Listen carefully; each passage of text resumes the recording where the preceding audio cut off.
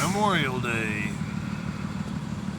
the day the country and or the government is supposed to recognize the service of the military personnel who served the country. The unfortunate thing about that is that practically right from the very beginning in 1776, almost none of the people in our military has ever served the United States of America, the country, the nation. What we have done with our service was to protect the government officials who passed unconstitutional laws that violated the citizens' rights. What we have done is we have fought wars declared by presidents and members of Congress to defend their monetary interests in foreign countries.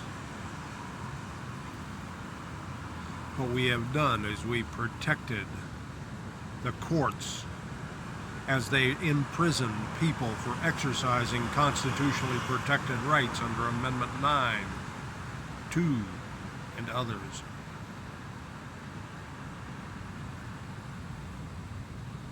The people of these United States of America, in thanking our military veterans and active duty service members for their service to the country, you had best rethink that, because we never earned your respect. We got paid for a job, but unfortunately we protected the very government that is trampling your rights. The Trump administration, in stealing or kidnapping the Venezuelan president, supposedly under drug purposes, which our drug laws is a violation of Amendment 9, whether you agree with it or not. We never empowered our government to regulate drugs of any sort. It's a theft of the natural resources of the country of Venezuela. We're in the process of doing that out in the Middle East, Iran-Iraq area. We managed to screw up the Ukraine area pretty well, and you'll notice a common theme: natural resources, be they oil or minerals that are rare and valuable. This time we actually have a president that was a little more bold about his activity in placing his own people in there to run the Venezuelan oil, according to the rumors of the supposed news media, of which I am probably as ill-informed about all of that as the rest of the population, because I don't personally have the paperwork of exactly what happened.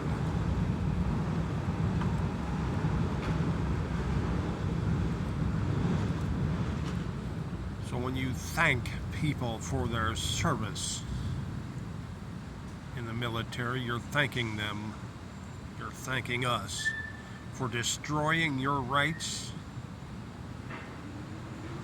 and your country, the freedoms you're supposed to be able to freely exercise, with the responsibility of doing so without unjustly violating somebody else's rights.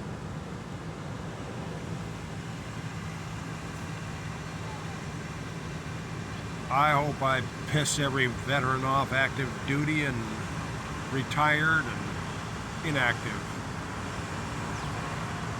and get you to honor the Constitution that you swore an oath to defend with your life, especially against our domestic enemies, that the Declaration has named as tyrants and despots, of which our governments at the city, county, state, and federal level have exercised nearly every one of those grievances that identify a tyrant and despot on steroids. A 3% tax on tea supposedly ignited a civil war between the colonies and Great Britain that we call a Revolutionary War, and did nothing to actually separate our powers, our political powers, from that of Great Britain.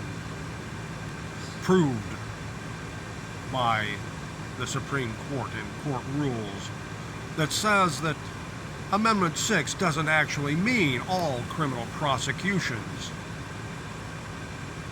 The court rules misinterpret that to say it in all criminal prosecutions, except petty criminal offenses.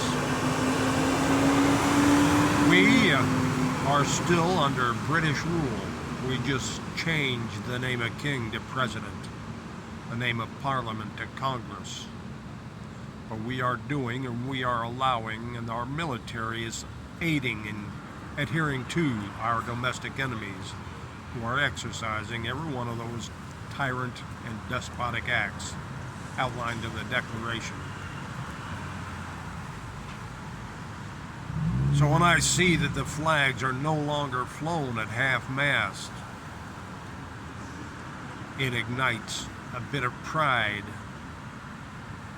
in myself that the people of this country are finally recognizing that our military dishonored what was supposed to be their service to the nation by honoring and adhering to and giving aid and comfort to our domestic enemies and our own government.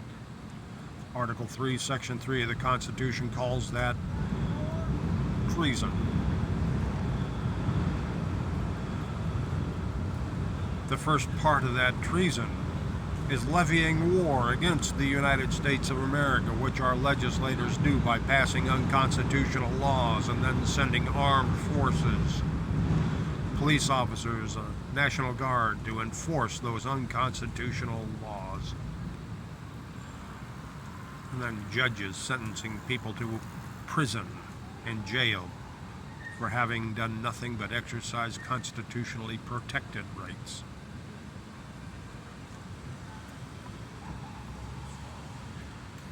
This is my call to every veteran still living, no matter how old or young you are. Learn the Constitution and learn the dishonorable service that you have and are providing to our country, to the nation, to the people.